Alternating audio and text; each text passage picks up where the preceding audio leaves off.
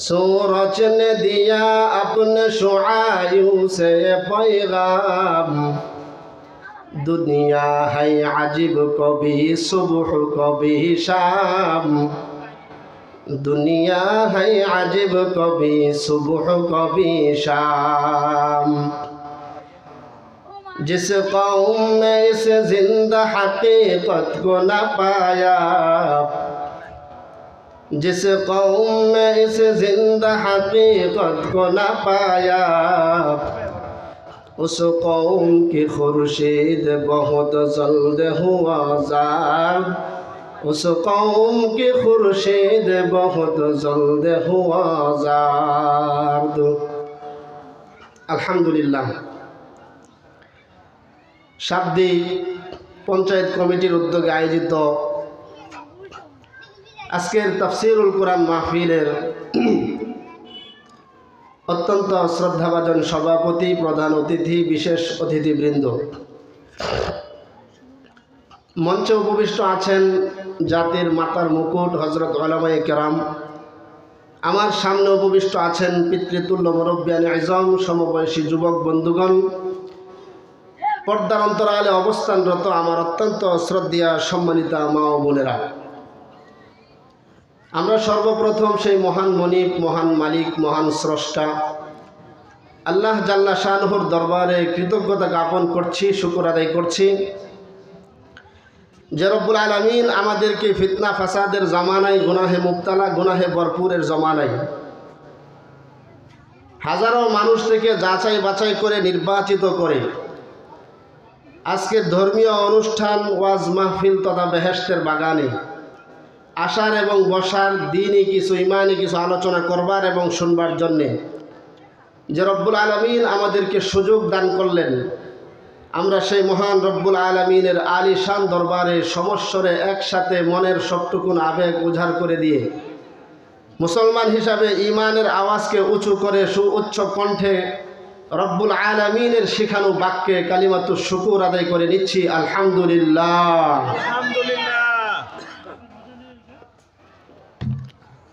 সম্মানিত হাজিরিন, সময় অতি সংক্ষেপ, স্বল্প সময়ের মধ্যে আমাদের অত্যন্ত শ্রদ্ধাভাজন আলেমে দ্বীন কলাগাছিয়া ইউনিয়ন ওলামা পরিষদের সম্মানিত সভাপতি সাহেব, উনি আমাকে অত্যন্ত শ্রদ্ধা করেন, আমি ওনাকে সম্মান করি।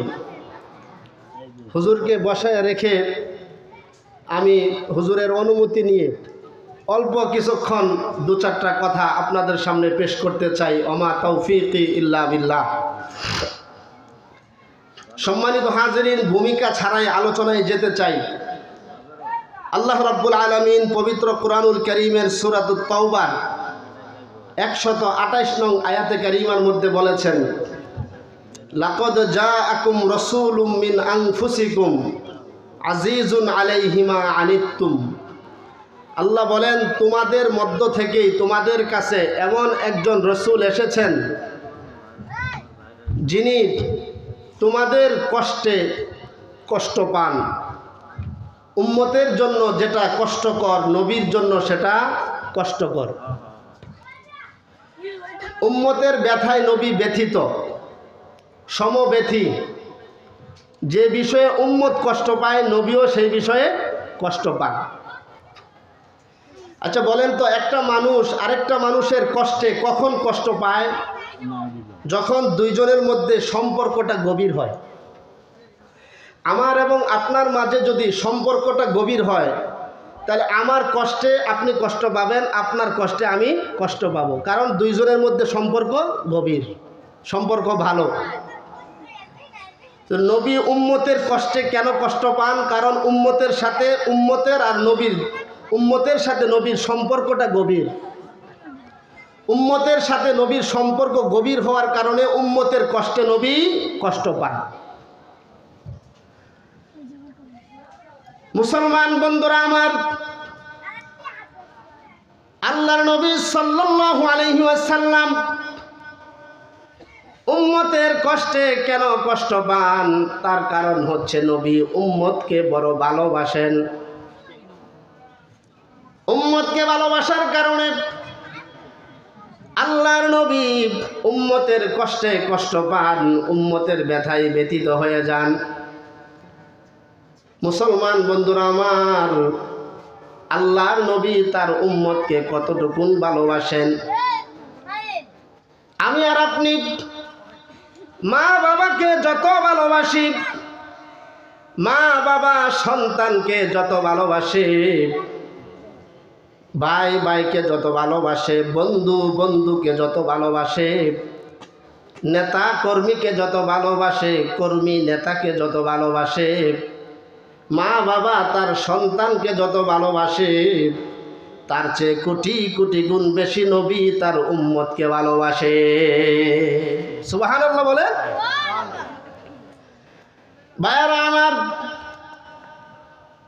এই পৃথিবীতে যত ভালোবাসা আছে, সব ভালোবাসাকে যদি আপনি এক পাল্লায় রাখেন, উম্মতের প্রতি নবীর ভালোবাসাকে যদি আরেক পাল্লায় রাখেন, তাহলে উম্মতের প্রতি নবীর ভালোবাসার পাল্লাটাই ভারী হয়ে যাবে। বলেন সুবহানাল্লাহ। মুসলমান বন্ধুরা আমার, এই জন্যই আল্লাহ রাসূল সাল্লাল্লাহু আলাইহি ওয়াসাল্লাম উম্মতের চিন্তায় সব সময় পেরেশান থাকতেন। সব সময় নবী উম্মতের চিন্তায় ভারাক্রান্ত অবস্থায় থাকতেন। আল মুজামুল কাবির লিত-তাবরানী, তাবরানী শরীফের 414 নং হাদিসের মধ্যে এসেছে, কানা রাসূলুল্লাহ সাল্লাল্লাহু আলাইহি ওয়াসাল্লাম মুতাওয়াসিলাল আহজানি দাইমাল ফিকরি। আল্লাহর নবী উম্মতের চিন্তায় সব সময় ভারাক্রান্ত অবস্থায় থাকতেন, সব সময় উম্মতের চিন্তায় নবী পেরেশান থাকতেন। বলেন সুবহানাল্লাহ। সুবহানাল্লাহ। এমন চিন্তায় থাকতেন, নবীর চেহারার মধ্যে সব সময় চিন্তার একটা ছাপ পড়ে থাকত। মুহাদ্দিসিনে কেরাম হাদিসের ব্যাখ্যায় লিখেন, আল্লাহর নবীর চেহারার মধ্যে চিন্তার ছাপ থাকতো। নবী যে সব সময় চিন্তামগ্ন থাকতেন। কিসের চিন্তা, কিসের পেরেশানি? মুহাদ্দিসিনে কেরাম লেখেন, উম্মতকে ভ্রান্ত পথ থেকে সঠিক পথে আনার জন্যে, উম্মতকে জাহান্নামের পথ থেকে জান্নাতের পথে আনার জন্যে সব সময় নবী চিন্তিত থাকতেন। বলেন সুবহানাল্লাহ। উম্মতকে জাহান্নামের পথ থেকে জান্নাতের পথে আনার জন্যে, উম্মতকে ভ্রান্ত পথ থেকে সরল সঠিক পথে আনার জন্যে আল্লাহর নবী তার পুরা জিন্দেগি ওয়াকফ করে দিয়েছেন। ঠিক কিনা বলেন? উম্মতকে সরল সঠিক পথে আনার জন্যে আল্লাহর নবী তার মাতৃভূমি ত্যাগ করছেন। উম্মতকে জাহান্নামের পথ থেকে জান্নাতের পথে আনার জন্যে আল্লাহর নবী তায়েফের জমিনে রক্ত জড়িয়েছেন। উম্মতকে ভ্রান্ত পথ থেকে সঠিক পথে আনার জন্যে আল্লাহর নবী উহুদের জমিনে তার দান দান মুবারক শহীদ করেছেন। শুধু তাই নয়, উম্মতকে জাহান্নামের পথ থেকে বাঁচানোর জন্য আল্লাহর নবী শিয়াবে আবু তালেব নামক জেলখানায় 3 বছর সপরিবারে জেলখানার মধ্যে বন্দী ছিলেন। ঠিক কিনা? মুসলমান বন্ধুরা আমার, অনেক কথা সব বলে শেষ করা যাবে না। আল্লাহর নবীর পরে এই উম্মতে মুহাম্মাদীকে সরল সঠিক পথে আনার জন্যে নবীর ওয়ারিস আলেম উলামারা তাদের নিজের জীবনের সুখ শান্তি বিসর্জন দেন। শুধু তাই নয়, আলেম উলামারা এই উম্মতকে ভ্রান্ত পথ থেকে সঠিক পথে আনার জন্যে, উম্মতকে জাহান্নামের পথ থেকে জান্নাতের পথে আনার জন্যে আমাদের দেশের বড় বড় আলেম উলামারা বছরকে বছর জেলখানার ভিতরে কাটায়া দিছে। ঠিক কিনা? একটু মাথা নত করলে আলেমদের শান শৌকতের অভাব ছিল না। কিন্তু না, এই উম্মতকে জাহান্নাম থেকে বাঁচাতে হবে, এই নবীওয়ালা কাজের দায়িত্ব আলেম উলামাকে দেয়া দিছে। ঠিক কিনা বলেন ভাই? মুসলমান বন্ধুরা আমার, খুব খেয়াল করে শুনতে হবে। আল্লাহর নবীর ভালোবাসা, উম্মতের প্রতি ভালোবাসা মা বাবা সন্তানের প্রতি, মা বাবা সন্তানকে যত ভালোবাসে, সন্তানের প্রতি মা বাবার যত ভালোবাসা আছে, নবীর ভালোবাসা উম্মতের প্রতি তার চেয়ে বেশি। কিভাবে বেশি আমি আপনাদেরকে বুঝাই। যেদিন কিয়ামতের ময়দান কায়েম হবে, হাসরের ময়দানে কেউ কারো কোনো পরিচয় দিবে না, বন্ধু বন্ধুর পরিচয় দিবে না, মা বাবা সন্তানের পরিচয় দিবে না, সন্তান মা বাবার পরিচয় দিবে না। আল্লাহ রাব্বুল আলামিন সূরাতুল আবাসার মধ্যে আল্লাহ তাআলা সূরাতুল আবাসার 34 নং আয়াত থেকে বর্ণনা করেছেন, ইয়াউমা ইয়াফিরুল মারউ মিন আখি ওয়া উম্মিহি ওয়া আবি ওয়া সাহিবাতিহি ওয়া বানি।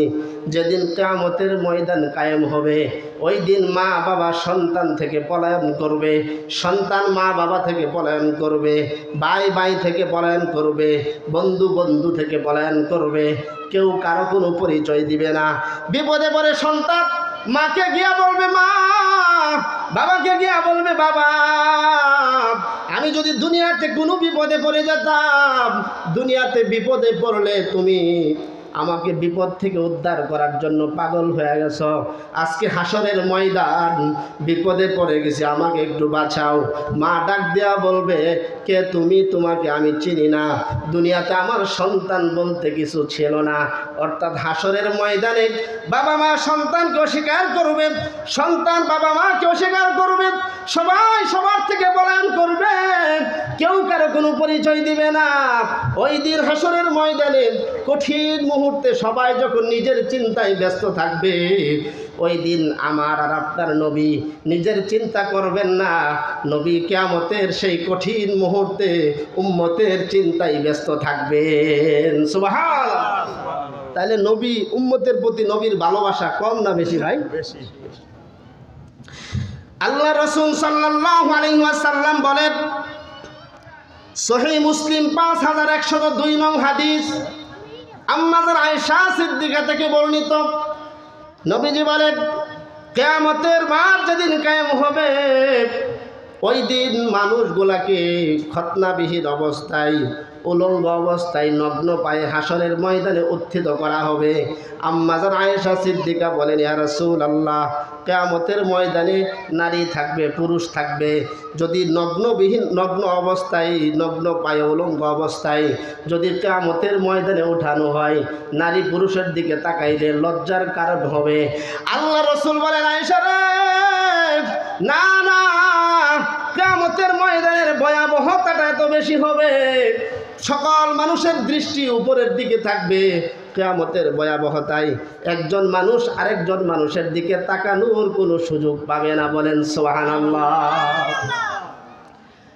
সেই দিন কেমন অবস্থা হবে? আল্লাহ রাব্বুল আলামিন রাগান্বিত হয়ে বসে থাকবেন, কহ্হার নাম ধারণ করে বসে থাকবেন। মাথার একেবারে কাছাকাছি সূর্যটা চলে আসবে, সূর্যের তাপে মানুষের মাথার মগজ গলে যাবে, নিচের জমিনটা তামার মতো হয়ে যাবে, এমন একটা অবস্থা হবে।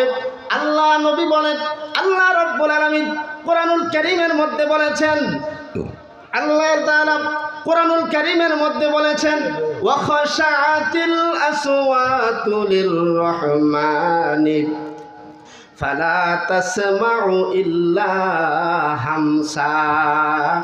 নবী গো, কিয়ামতের ভয়াবহ অবস্থাটা এমন হবে যেদিন ওয়াখাশাআতিল আসওয়াতু লিররহমানি ফালা তাসমাউ ইল্লা হামসা, রহমানের আওয়াজের সামনে, রহমানের ভয়ে সব আওয়াজ ক্ষীণ হয়ে যাবে।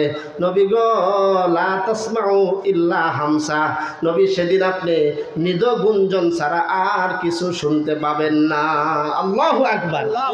অবস্থা এমন হবে যে আল্লাহ তাআলা বলেন, ওয়াখাশাআতিল আসওয়াতু লিররহমানি ফালা তাসমাউ ইল্লা হামসা, রহমানের ভয়ে সব আওয়াজ ক্ষীণ হয়ে যাবে, মৃদু গুঞ্জন ছাড়া আর কিছুই শোনা যাবে না। মৃদু গুঞ্জন বুঝেন? ফিস ফিস। আল্লাহর ভয়ে অবস্থা এমন হবে যে মৃদু গুঞ্জন ছাড়া আর কোনো আওয়াজ শোনা যাবে না।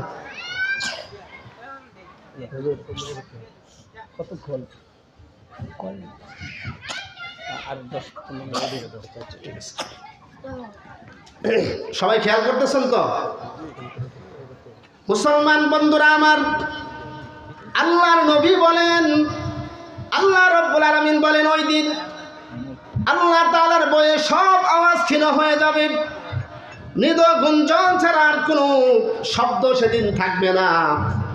ওই দিন যখন সবাই নিজের চিন্তায় নিজে ব্যস্ত থাকবে, ওই দিন সবাই যখন নাফসি নাফসি করবে, নিজের নিয়ে চিন্তা করবে, ওই দিন সবাই নিজের চিন্তা করলেও একজন আমাদের চিন্তা করবেন, তিনি কে? মুহাম্মাদুর রাসূলুল্লাহ সাল্লাল্লাহু আলাইহি ওয়াসাল্লাম। হুজুর আমারও দিছে,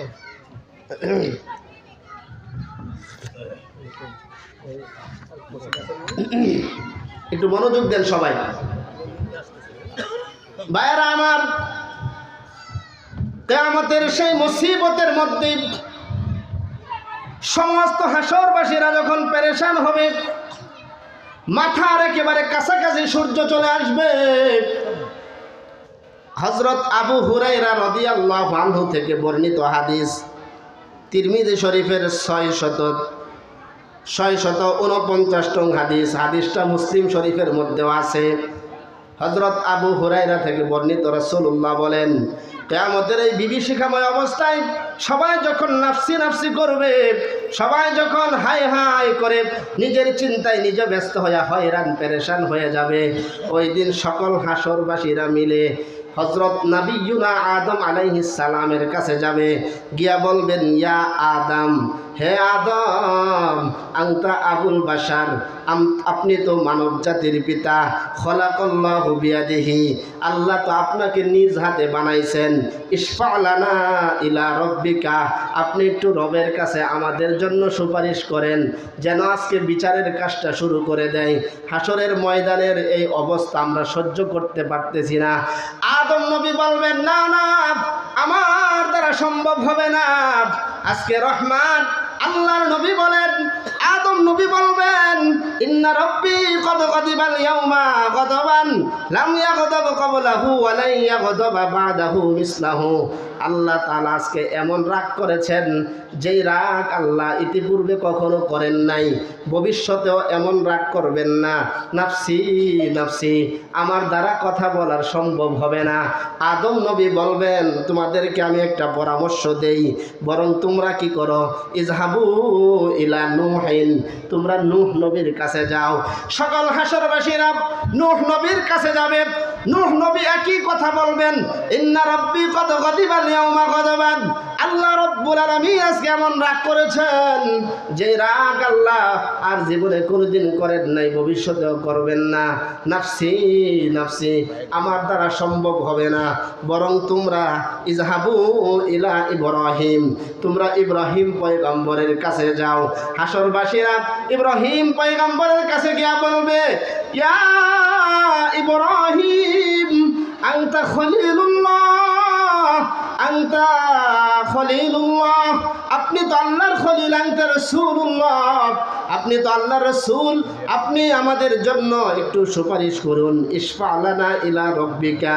ইব্রাহিম আলাইহিস সালাম একই কথা বলবেন, নাফসি নাফসি, আমার দ্বারা সম্ভব হবে না, বরং তোমরা ইজহাবু ইলা মূসা, মূসা নবীর কাছে যাও। মূসা নবী একই কথা বলবেন, আমার দ্বারা সম্ভব হবে না, ইজহাবু ইলা ঈসা, ঈসা পয়গম্বরের কাছে যাও। সকল হাসরবাসীরা ঈসা পয়গম্বরের কাছে যাবেন। ঈসা নবী একই কথা বলবেন, নাফসি নাফসি, আজকে আমার দ্বারা কথা বলা সম্ভব হবে না, আমি নিজের চিন্তায় নিজে ব্যস্ত। ঈসা পয়গম্বর বলেন, ইযহাবু ইলা মুহাম্মাদিন, বরং তোমরা মুহাম্মাদুর রাসূলুল্লাহর কাছে যাও। আল্লাহু আকবার। হাসরবাসীরা নবী মুহাম্মাদুর রাসূলুল্লাহর কাছে যাবেন। মুহাম্মাদুর রাসূলুল্লাহর কাছে গেলেন, নবীজি আরশ আজিমের নিচে, আল্লাহর আরশের নিচে সেজদায় পড়ে যাবেন। সেজদায় পড়ে নবীজি আল্লাহ রাব্বুল আলামিনের প্রশংসা করবেন। নবী বলেন, আমি এমন প্রশংসা করব যেই প্রশংসা আমি ইতিপূর্বে আর কখনো করি নাই, ভবিষ্যতে এমন প্রশংসা আমি করি নাই। আল্লাহর নবীর প্রশংসা শুনে আল্লাহ তাআলা খুশি হয়ে যাবেন। আল্লাহ তাআলা খুশি হয়ে নবীকে বলবেন, ইয়া মুহাম্মদ ইরফা রাসাকা, হে মুহাম্মদ আপনি আপনার মাথা উঠান। নবীজি মাথা উঠাবেন, আল্লাহ তাআলা বলবেন সাল তুত, নবী আপনি চান আপনাকে দেওয়া হবে। ওয়াসফা তুশাফা, নবী আপনি সুপারিশ করেন আপনার সুপারিশ মঞ্জুর করা হবে। বলেন সুবহানাল্লাহ। সেদিন সবাই যখন নিজের চিন্তায় নিজে ব্যস্ত থাকবেন, ওই দিন নবী মুহাম্মদুর রাসূলুল্লাহ উম্মতের চিন্তায় ব্যস্ত থাকবেন। তাহলে বলেন তো, উম্মতের প্রতি নবীর ভালোবাসা কম না বেশি? বেশি। জোরে বলেন, কম না বেশি? বেশি। ভাইরা আমার, আরেকটা হাদিস শোনায় শেষ করব। হাদিসটা আরেকটা হাদিস শোনায় শেষ করব। হাদিসটা জামি তিরমিজির 2433 নং হাদিস, হযরত আনাস ইবনে মালিক রাদিয়াল্লাহু আনহু থেকে বর্ণিত। হযরত আনাস ইবনে মালিক রাদিয়াল্লাহু আনহু বলেন, সাআলতুন নাবিয়্য সাল্লাল্লাহু আলাইহি ওয়াসাল্লাম, আমি নবী সাল্লাল্লাহু আলাইহি সাল্লামের কাছে আরজ করলাম, ইয়া রাসূলুল্লাহ আইয়াশফালি ইয়াউমাল কিয়ামাতি, নবী গো আপনি কিয়ামতের ময়দানে আমার জন্য বিশেষভাবে একটু সুপারিশ করবেন। মুসলমান ভাইরা আমার, আনাস রাদিয়াল্লাহু আনহু নবীজির 10 বছরের খাদেম ছিলেন। কয় বছর? 10 বছর নবীর খেদমত করেছেন। আনাস রাদিয়াল্লাহু আনহু বলেন, আমি একদিন রাসূলকে বললাম, ইয়া রাসূলুল্লাহ আইয়াশফালি ইয়াউমাল কিয়ামা, নবী গো আমি আপনার 10 বছরের খাদেম, আপনার কাছে আমার বিশেষভাবে আরজ, আপনি আমাকে কিয়ামতের ময়দানে আমার জন্য বিশেষভাবে একটু সুপারিশ করবেন। আল্লাহ রাসূল বলেন, ক্বালা ফাকালা আনা ফাইলুন, আল্লাহ রাসূল বলেন, আনাস রে যাও যাও, আমি তোমার জন্য এটা করব, অর্থাৎ কিয়ামতের ময়দানে আমি তোমার জন্য বিশেষ একটা সুপারিশ করব। কোন সুবহানাল্লাহ। এই কথা বলার পরে হযরত আনাস ইবনে মালিক বলেন, ইয়া রাসূলুল্লাহ কিয়ামতের ময়দানে তো শত সহস্র কোটি মানুষ একসাথে থাকবে, ইয়া রাসূলুল্লাহ এত শত সহস্র কোটি মানুষের মধ্যে আমি আপনাকে কোন জায়গায় খুঁজে পাবো? হযরত আনাস বলেন, আনাস রাদিয়াল্লাহু আনহু বলেন, ইয়া রাসূলুল্লাহ ফাআইনা আতলুবুকা, আমি এত মানুষের ভিড়ের মধ্যে আপনাকে কোন জায়গায় খুঁজবো? মানে মানুষ তো অনেক হবে। আনাস রাদিয়াল্লাহু আনহু বলেন, আমি কোন জায়গায় আপনাকে খুঁজবো? আল্লাহ রাসূল বলেন, ক্বালা উতলুবুনি আউওয়ালা মা তাতলুবু আলা সিরাতি, আনাস রে কিয়ামতের সেই কঠিন সময়ে তুমি আমাকে সর্বপ্রথম ফুলসিরাতের গোড়ায় তালাশ করবে। কোন সুবহানাল্লাহ। সুবহানাল্লাহ। আনাস রাদিয়াল্লাহু আনহু বলেন, ইয়া রাসূলুল্লাহ আপনি তো বলেছেন আপনাকে ফুলসিরাতের গোড়ায় তালাশ করার জন্যে, কিন্তু ফাইল্লাম আলকাকা আনাস সিরাতি, নবী গো আমি যদি আপনাকে ফুলসিরাতের গোড়ায় গিয়ে না পাই তাহলে আমি আপনাকে কোথায় খুঁজবো? রাসূল সাল্লাল্লাহু আলাইহি ওয়াসাল্লাম বলেন, ফাতুলুবুনি ইনদাল মিজান, আনাস রে তুমি যদি আমাকে ফুলসিরাতের গোড়ায় না পাও তাহলে তুমি মিজানের পাল্লার কাছে আমারে খুঁজবা। বলেন সুবহানাল্লাহ। হযরত আনাস বলেন, ইয়া রাসূলুল্লাহ ফাইল্লাম আলকাকা আলাল মিজান, যদি আপনাকে আমি মিজানের পাল্লার কাছে গিয়ে না পাই নবী গো তাহলে আমি আপনাকে কোন জায়গায় খুঁজবো? নবী বলেন, ফাতুলুবুনি ইনদাল হাউজি, তাইলে মিজানের পাল্লার কাছে না পাইলে আমাকে হাউজে কাউসারের কাছে খুঁজবে। বলেন সুবহানাল্লাহ। সর্বশেষ নবী বলেন, আনাস কিয়ামতের ময়দানে এই 3 জায়গা থেকে আমি অনুপস্থিত থাকবো না। আল্লাহু আকবার। 3 জায়গা থেকে আমি কখনো অনুপস্থিত থাকবো না। আনাস রে সর্বপ্রথম আমাকে হাউজে কাউসারের কাছে খুঁজবা, সর্বপ্রথম ফুলসিরাতের কাছে খুঁজবা, তারপরে মিজানের কাছে, তারপরে হাউজে কাউসারের কাছে। মুসলমান বন্ধুরা আমার, এই হাদিস থেকে আমি আপনাদেরকে যেটা বুঝাইতে চাইলাম, আল্লাহর রাসূল সাল্লাল্লাহু আলাইহি সাল্লাম হযরত আনাসকে বলতে পারতেন, আনাস রে, কিয়ামতের অবস্থাটা বড় ভয়াবহ হবে। ওই দিন তুমি যদি আমাকে খুঁজে পাইতে চাও, তাহলে আল্লাহর আরশের আজিমের নিচে এক কোণায় আমি চুপ করে বসে থাকবো, তুমি ওইখানে আমার সাথে সাক্ষাৎ করো। এটা নবী বলতে পারতেন, কিন্তু নবীজি হাদিসের মধ্যে 3 জায়গার কথা বললেন। নবী বুঝালেন, উম্মতেরা শুনো, হাসরের ময়দানে এই 3 জায়গার মধ্যে আমি কেন থাকবো জানো নি? আমি সর্বপ্রথম ফুলসিরাতের গোড়ায় এই জন্য থাকবো, আমার উম্মত যখন ফুলসিরাত পার হবে রে, ওই ফুলসিরাত পার হতে গিয়ে আমার কোনো উম্মত ফুলসিরাত থেকে জাহান্নামের মধ্যে পড়ে যায় কি না, এটা দেখার জন্য, জাহান্নাম থেকে আমার উম্মতকে বাঁচানোর জন্য আমি সর্বপ্রথম ফুলসিরাতের গোড়ায় থাকবো। এই উম্মত শোনো, তারপরে ফুলসিরাত থেকে মিজানের পাল্লার কাছে আসবো, কারণ মিজানের পাল্লার কাছে, মিজানের পাল্লায় যখন আমার উম্মতের আমলনামা ওজন করা হবে, না জানি আমার কোন উম্মতের আমলনামা হালকা হয়ে জাহান্নামের আসামি হয়ে যায়। আমার উম্মতকে জাহান্নাম থেকে বাঁচানোর জন্য ফুলসিরাত থেকে দৌড় দিব মিজানের পাল্লার কাছে। আনাস রে, মিজানের পাল্লা থেকে আরেকটা দৌড় দিব আমি হাউজে কাউসারের কাছে। কারণ হচ্ছে কিয়ামতের সেই বিভীষিকাময় অবস্থায় আমার উম্মতেরা যখন পিপাসা লইয়া, কলিজা ফাটা পিপাসা লইয়া হাউজে কাউসারের কাছে পানি পান করার জন্য আসবে, আমার পিপাসার উম্মতকে কে পানি পান করাবে? আমার পিপাসার উম্মতকে পানি পান করার জন্য আমি রাসূল মিজানের পাল্লা থেকে আবার দৌড় দিব হাউজে কাউসারের কাছে। একটু জোরে জোরে সবাই বলেন সুবহানাল্লাহ। তাহলে বলেন, উম্মতের প্রতি নবীর ভালোবাসা কম না বেশি? নবী হাসরের মাঠে এই ভয়াবহ অবস্থায় এক জায়গায় বসে থাকতে পারতেন, কিন্তু কি বলে, বাচ্চাওয়ালা মুরগির মতো নবী উম্মতকে জাহান্নাম থেকে বাঁচানোর জন্য দৌড়াদৌড়ি করবেন। আচ্ছা, এখন শুনেন, কথাটার মানে একটা ফিনিশিং দিয়ে দিই। অনেক আলোচনা ছিল, আমরা এতক্ষণের আলোচনা থেকে বুঝলাম কি, যে দুনিয়াতে যত ভালোবাসা আছে সব ভালোবাসাকে এক পাল্লায় রাখলে আর উম্মতের প্রতি নবীর ভালোবাসা, এতদিন আমরা শুধু শুনছি কি যে আমরা নবীরে ভালোবাসবো, কিন্তু নবীও আমাদেরকে কত ভালোবাসেন। দুনিয়ার সব ভালোবাসা এক পাল্লায় রাখলে আর উম্মতের প্রতি নবীর ভালোবাসা আরেক পাল্লায় রাখলে উম্মতের প্রতি নবীর ভালোবাসার পাল্লাটাই বেশি হবে। সুবহানাল্লাহ বলে। এই জন্য নবী আমাদেরকে এত ভালোবাসেন, আমাদের জন্য নবী দুনিয়াতেও কাঁদলেন, হাসরের মাঠেও কাঁদবেন, দৌড়াদৌড়ি করবেন। এখন আমাদের নবীকে ভালোবাসার দরকার আছে না নাই? একটু জোরে বলেন, আছে না নাই? তো নবীরা তো বিভিন্নভাবে ভালোবাসা যায়।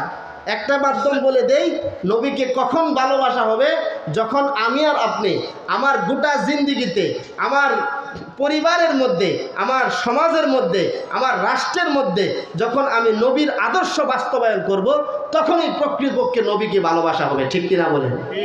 এখন আমরা নবীরে যদি মুখে মুখে ভালোবাসি, কিন্তু নবীর তরিকায় দাড়ি রাখলাম না, নবীর তরিকায় টুপি পরলাম না, নবীর তরিকায় জামা গায়ে দিলাম না, ছেলেকে বিবাহ করাইলাম, নবীর তরিকায় করলাম না, মাথার চুল কাটলাম, নবীর তরিকায় করলাম না, তো মুখে শুধু ভালোবাসাটা বললেই কি হলো? বলে যে যাকে ভালোবাসে, ভালোবাসার রং তার ভিতরে থাকতে হবে। একটা উদাহরণ দিয়ে শেষ করি। মনে করেন এক লোক আওয়ামী লীগ করে, কি করে ভাই? আওয়ামী লীগ করে, কিন্তু তার গলার মধ্যে ধানের শীষের সিল লাগায় ঘুরে। একজনে বলে, কিরে তুই না আওয়ামী লীগ করস? বলে হ্যাঁ করি। তো তোর গলার মধ্যে ধানের শীষের সিল কেন? বলে গলায় যা থাকুক থাকুক, উপরে যা থাকুক মন চাই তা থাকুক, ভিতরে ভিতরে আমি আওয়ামী লীগ।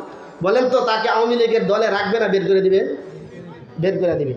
আবার আরেকজন বিএনপি করে, গলার মধ্যে নৌকার সিল লাগায় ঘুরে। কিরে তুই না আওয়ামী লীগ বিএনপি করস, তো গলার মধ্যে নৌকার সিলকে? বলে উপরে যা থাকুক অসুবিধা নেই, ভিতরে ভিতরে আমি বিএনপি। বলেন তো তাকে দলে রাখবে না বের করে দিবে? বের করে দিবে। এখন আমি আর আপনি যদি বলি আমি নবীরে ভালোবাসি, আমি নবীর উম্মত, কিন্তু আমি ছেলে বিয়া দিছি, বিয়া করাইছি, নবীর তরিকা নাই, মেয়েকে বিবাহ করাইছি, নবীর তরিকা নাই, মাথার চুল কাটছি, নবীর তরিকা নাই, মানে আমি যত কাজই করি কোনো কাজে আমার নবীর তরিকা নাই, সাইনবোর্ড নাই, মুখে মুখে যদি বলি আমি নবীরে ভালোবাসি, আমি নবীর দলের লোক, নবী করবো, তোর মতো উম্মত আমার দলে জায়গা নেই, ঠিক কিনা বলে? তাহলে নবীর ভালোবাসার মাধ্যম কি? নবীর সুন্নত অনুযায়ী জীবনকে সাজানো। পারবো তো ইনশাল্লাহ? আমরা কি পারবেন? নবীর সুন্নত অনুযায়ী নিজের জীবনকে সাজাবো। সুন্নতের ব্যাপারে অনেক আলোচনা ছিল, যদি তৌফিক হয়। আমি আইসতলা জামে মসজিদে দীর্ঘদিন যাবৎ দায়িত্ব পালন করছি। আপনাদের দুয়ার বরকতে বাংলাদেশের বিভিন্ন অঞ্চলে আমি মাহফিল করি। এই মাসে অনেকগুলো মাহফিল আছে, নরসিংদীতে, ময়মনসিংহে, গাজীপুরে অনেক মাহফিল আছে আমার, কিশোরগঞ্জে। বিভিন্ন জায়গায় আমি প্রধান আলোচক থাকি, আর বেশিরভাগ জায়গায় দ্বিতীয় আলোচক, বিশেষ আলোচক হিসাবে আমি থাকি। তো এটা আমাদের এলাকা, পার্শ্ববর্তী এলাকা, আপনাদের সাথে একটু সাক্ষাৎ করার জন্য আসছি। আপনাদের কাছে দোয়া চাই, আল্লাহ রাব্বুল আলামিন যেন আমাকে ইখলাসের সাথে এই লাইনে আরও বহুদূর অগ্রসর হওয়ার তৌফিক দান করেন। সকলে বলেন আমিন। ওয়া আখিরু দাওয়ানা আলহামদুলিল্লাহি রাব্বিল আলামিন। আসসালামু আলাইকুম ওয়া রাহমাতুল্লাহি ওয়া বারাকাতুহু।